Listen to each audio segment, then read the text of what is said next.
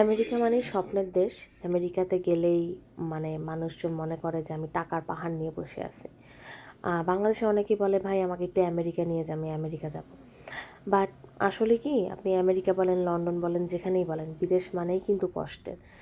আপনার বিদেশের লাইফস্টাইল খুবই সুন্দর, খুবই আধুনিক, এটা সত্যি কথা। টাকা থাকলে আপনি আসলে বিদেশ কি আপনি বাংলাদেশেও সুখ শান্তিতে থাকতে পারবেন, যেটা বাস্তব কথা। সেটা আমেরিকা হোক, বাংলাদেশ হোক, যেখানেই হোক, টাকা থাকলে আপনি শান্তিতে যেকোনো জায়গায় থাকতে পারবেন। বাট সত্যি কথা বলতে কি, আপনার ওই টাকাটা আর্ন করতেই অনেক কষ্ট করা লাগে, হ্যাঁ? টাকা আর্ন করা খুবই কষ্টের। টাকা খরচ করা ১ সেকেন্ডের ব্যাপার, বাট ওটা আর্ন করা ইটস টাফ। যেমন আজকের কথাটাই যদি আমি ধরি, সকালবেলা ৮টার দিকে কাজে আসছি, এখন রাতের ৯টা বাজে। ১১ ঘন্টা পরে আমি এখন বাসায় যাচ্ছি। বাসায় বললেই যে বাসায় চলে গেছি, শুয়ে যাব, ঘুমায় যাব, একটু ফোন দেখব, এমনও না। এত শান্তির লাইফও আমার না।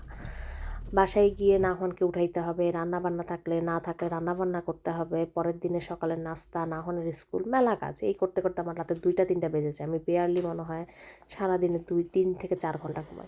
তো সেদিন মেহেদি ছিল, মেহেদি থাকাতে মেহেদি হচ্ছে নাহনকে দেখাশোনা করছে, ওর বাবার সাথে ছিল, মেহেদি আবার রান্নাবান্না করছে। আমাকে আসলে কিছুই করতে হয়নি। তা আমাদের ২ জনের আসলে স্ক্যাজুয়ালটা ওইভাবেই ঠিক করতে হয়। যেদিন মেহেদির কাজ থাকে সেদিন আমি কাজ করি না, যেদিন ওর কাজ থাকে যেদিন ওর কাজ থাকে না সেদিন আবার আমি কাজ করি। আমাদের ২ জনের মধ্যে কনভারসেশন শুধুমাত্র নাহনকে ঘিরেই, যে কার কোন দিন কাজ আছে আমরা সেভাবে স্ক্যাজুয়াল তৈরি করি।